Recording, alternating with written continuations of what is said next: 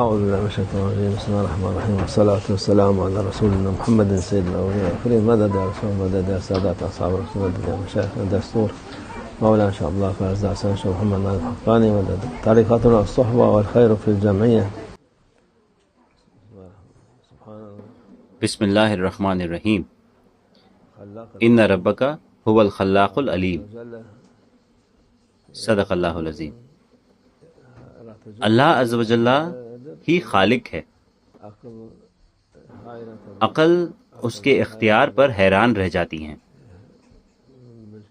عقل ان حدوں تک پہنچ ہی نہیں سکتی.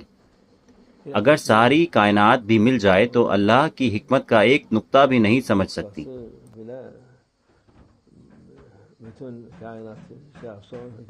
اللہ عز و جل ہمارا عظیم رب ہے. انسان دو باتیں سیکھ کر سمجھتا ہے کہ وہ کچھ بن گیا ہے، اور وہ دوسروں پر اپنی بڑائی جتانے لگتا ہے.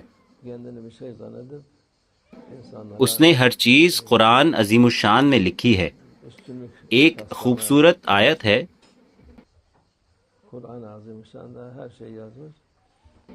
ساری خوبصورت ہیں لیکن ایک آیت کہتی ہے، بسم اللہ الرحمن الرحیم، منہا خلقناکم وفیہا نعیدکم ومنہا نخرجکم تارۃ اخری.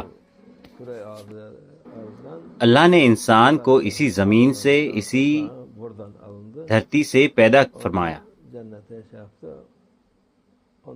حضرت آدم علیہ السلام کی مٹی یہاں سے لی گئی اور جنت میں تخلیق ہوئی.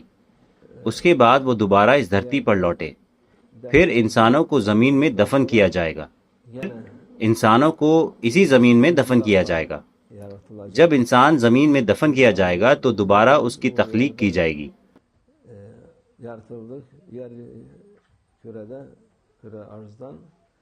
ہم سب کو زمین سے، اسی دنیا سے پیدا کیا گیا ہے. اللہ فرماتا ہے ہم تمہیں دوبارہ زمین سے نکالیں گے، اس کے بعد ہم پھر سے مٹی بن جائیں گے. جیسے اللہ عز و جل نے پہلے ہمیں مٹی سے گوشت اور ہڈیوں کے ساتھ پیدا کیا، ویسے ہی دوبارہ بھی ہوگا. پھر زمین پر انسان کی ذمہ داری ختم ہو جائے گی. اس کے بعد انسان یا تو جنت میں جائے گا یا جہنم میں. آدم کی اولاد کے لیے پھر زمین کی ضرورت نہیں رہے گی. اللہ کی تخلیق لگاتار جاری ہے.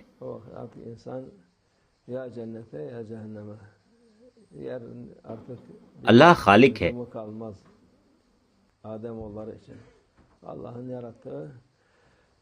ایسا کوئی قاعدہ نہیں کہ اللہ صرف ہمیں پیدا کرے اور کچھ نہ کرے.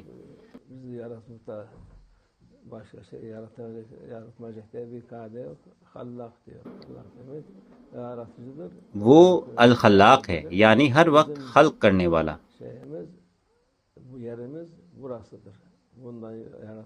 یہ تخلیق جاری رہے گی. ہمارا مقام یہی ہے. ہمیں اسی زمین سے پیدا کیا گیا ہے. انسان اسی جگہ سے آخرت کی طرف روانہ ہوگا.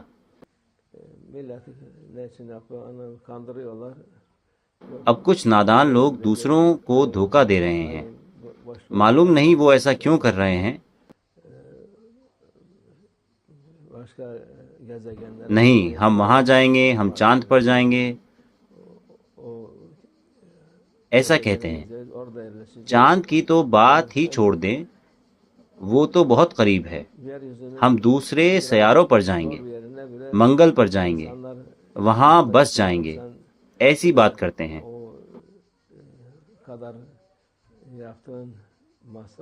انسان اس دنیا میں ہی جہاں تھوڑا مشکل ہو وہاں نہیں جانا چاہتا. اتنا پیسہ خرچ کرنے کی ضرورت نہیں ہے.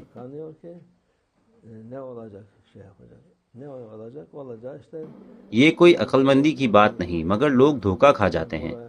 لوگ اتنے دھوکے میں ہیں کہ انہیں پتہ ہی نہیں کہ کیا ہوگا. کیا ہوگا؟ جو ہونا ہے وہی ہوگا. ہم یہیں سے پیدا ہوئے اور پھر یہیں لوٹ کر آئیں گے زمین میں. پھر دوسری بار کی تخلیق الگ ہوگی. کوئی स्पेस शटल नहीं होगी वहां पर।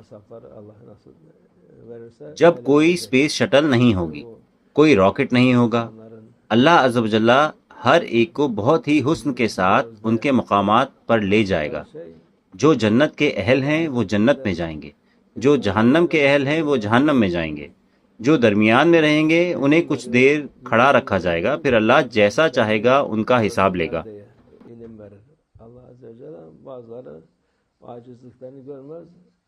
ये ऐसा मामला नहीं जिसे इंसान कहे कि हमें पता है।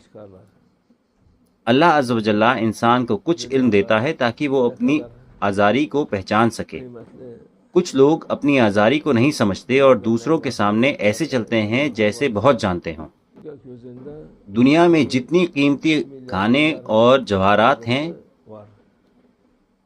आसमानों में उनसे लाखों करोड़ों गुना ज़्यादा हैं। इंसान वहां तक नहीं पहुंच सकता। लोग कहते हैं हम कैसे पाएंगे, क्या करेंगे। यहीं आकर सब रुक जाता है।